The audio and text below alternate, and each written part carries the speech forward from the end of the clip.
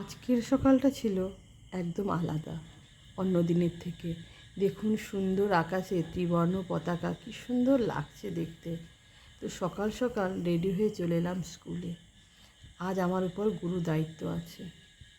এদিকে সোহাও রেডি হয়ে চলে গেছে তার স্কুলে, আর দিয়াও রেডি হয়ে চলে গেছে তার স্কুলে। সবাই আমরা যে যার স্কুলে পৌঁছে গেছি। স্কুলে পৌঁছে দেখি আমার স্নেহের ছাত্রছাত্রীরা এবং আমার অ্যাসিস্ট্যান্ট টিচাররা শহীদ বেদি রেডি করে নিয়েছে এবং পতাকা উত্তোলনের সমস্ত ব্যবস্থাই প্রায় রেডি।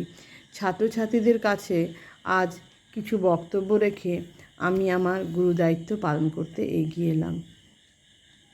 আজকের দিনে সত্যি নিজেকে খুব গর্বিত অনুভব করি যখন এই তিরঙ্গা পতাকাটা আমি উত্তোলন করি।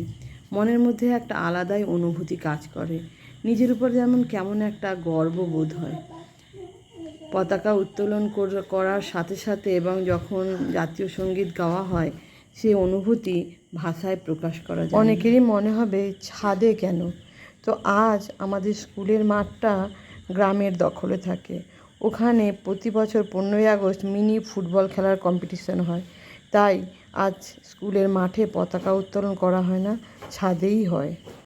আজ আমার স্নেহের ছাত্রছাত্রীরা দেশাত্মবোধক গানের উপর সুন্দর সুন্দর নৃত্য পরিবেশন করে। খুব ভালো লাগে। আজকে যেন দেশাত্মবোধক গানগুলো অন্য মাত্রা এনে দেয় জীবনে। তারপরে বাচ্চাদেরকে এইখানেই একটু একটু মিষ্টিমুখ করানো হলো এবং নিচে গিয়ে তাদের আলাদা টিফিনের ব্যবস্থা আছে। এদিকে সোহাও দেখুন তার নিজের স্কুলে পারফর্ম করতে ব্যস্ত।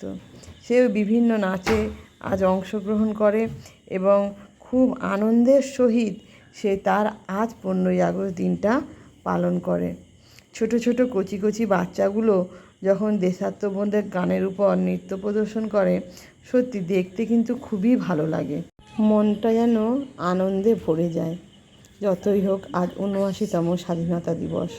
সবাই সুন্দরভাবে যে যার স্কুলে সুন্দর সুন্দর অনুষ্ঠানের মধ্য দিয়ে আজ স্কুলে এই দিনটা পালিত হয়।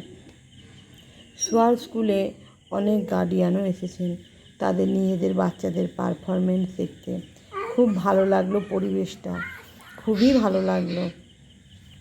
আজকের দিনটা বর্ণাঢ্য অনুষ্ঠানের মধ্য দিয়ে কাটলো।